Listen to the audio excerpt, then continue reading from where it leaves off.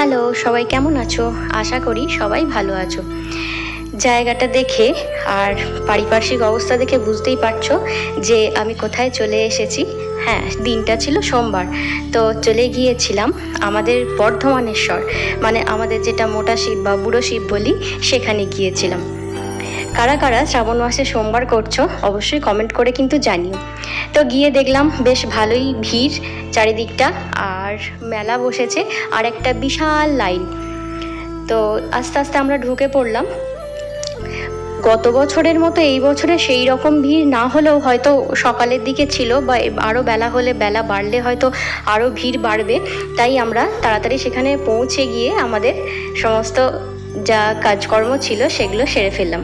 তো ভিড় ঠেলে আস্তে আস্তে এগিয়ে গিয়ে যথারীতি আমাদের বর্ধমানেশ্বর যে শিব মন্দির আছে সেখানে ঢুকে পড়লাম। দেখো ভিতরে ভিড়টা দেখে বুঝতেই পারছো কীরকম লাইন পড়ে।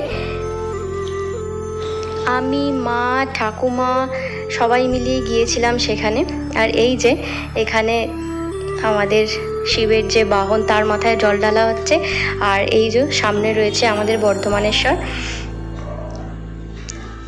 তারপরে আমরা চলে গিয়েছিলাম এখান থেকে বেরিয়ে পিছনের দিকে, যেখানে আছে নারায়ণ শিলা।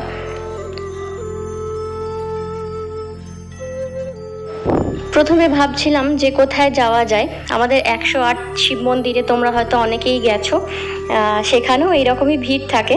তো এটা হচ্ছে আরেকটা দিক, যারা আসনি তারা পরের সোমবার অবশ্যই আসতে পারো।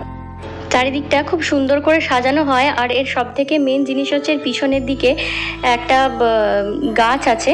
তো সেখানে এই যে দেখো গরু বাঁধা আছে, তারা নিশ্চিন্তে বসে আছে। আর পেছনের দিকে একটা খুব সুন্দর পুকুর আছে, যেখানে বাচ্চা ছেলেরা স্নান করছিল আর জলে ঝাপাঝাপি করছিল। যেহেতু বেশ কিছুদিন ধরে বৃষ্টি পড়ছিল, তাই জল জমে পুকুর একদম কানায় কানায় ভর্তি হয়েছিল। আর তার মধ্যেই বাচ্চারা আনন্দ করছিল। দেখো কত সুন্দর।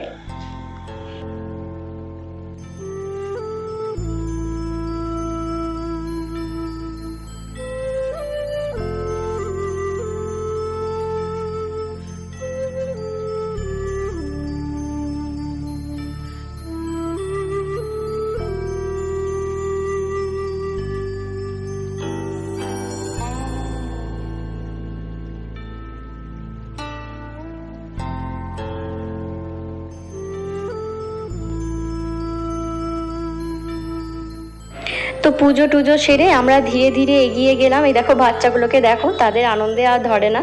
তো আস্তে আস্তে আমরা দেখে আস্তে আস্তে ভোগের দিকে আমরা এগিয়ে গেলাম। তো দেখো লাইন পড়েছে, দেখো ভোগের জন্য বিশাল লাইন পড়েছিল।